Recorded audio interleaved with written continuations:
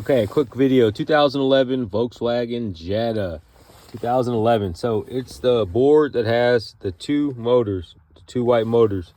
So basically, if you want to know where the grounding pin is, I'll show you. It's where I have that black circle right there. If you want to ground this board out, that's the pin. All right, you can see it. Take a picture. Now I'm telling you how to do it. This one is particular. You can't just put the grounding needle. You can use the grounding needle if you got the ADC 219. This one right here. I don't know if you can see it. Let me see if I show it to you. ADC 219. That comes with this grounding cable. Or if you got the DB15, this one right here, DB15. As you see the little wires you plug in to the prong where that blue adapter is plugged in. That's where you plug those little pins in, but I'm not using that one. You can use a DB15 with this this box right here. I think it's called the D box or something like that. This box, you can use that with this box. However, or you can just use a cable, the 219 ADC 219 cable, and use this pin. Now I'm telling you, this is a secret. You want to know? So there was another locksmith. He tried to make a key for this Volkswagen. He couldn't do it. He broke their dashboard.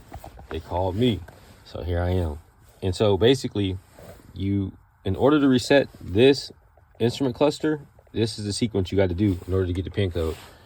Basically, what you got to do is you use this connector or you use a ground, right? If you use the DB15 and you touch where the circle is, right? Where the circle? See the circle? Let me zoom in. There you go. Oh, you can see it. You touch where that circle is, right? And when you go to reset the cluster, it'll say that the cluster failed to reset. And that's because what you have to do is, while you're touching the ground with this pin right here, you have to come over here to this box and you have to reset it. So, or basically, if you're not using the box, you have to power off the cluster. So if you're using the box, all you do to power off the cluster is you just, let me zoom in. All you do is you just, I don't know what's up with my camera. You just pull this little power cable out and the lights will go off, the cluster will go off. And while that's pulled off, you want to keep this pin on the ground, You keep it on the ground. And then the second you plug that cluster back in, it's going to reset the cluster. And you're going to know that the cluster is reset because when you look at the cluster, you're going to see a brake light.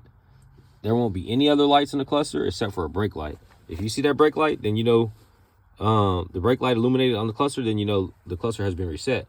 Now, check this out. So that's what's going to happen, right? It's going to reset it. Then what you're going to want to do is you're going to want to go back into, if you're using Alltel, you're going to want to go back into Alltel and you're going to want to go back into Alltel and you're going to want to keep this on there and you're going to want to reinitiate you're going to want to reinitiate the function that resets the cluster. So you're going to do that function 2 times. You're going to do it originally, and it's going to bring you into this whole mode where you put this on there. And then you're going to unplug that, right? While this is still on the ground, on your board, right? And then while this is still on the board, you're going to plug that back in, right? And then once that's plugged back in, it's going to reset the cluster.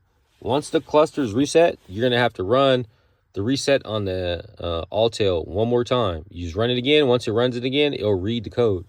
And then you'll get the code. Thank you so much. Have a great day.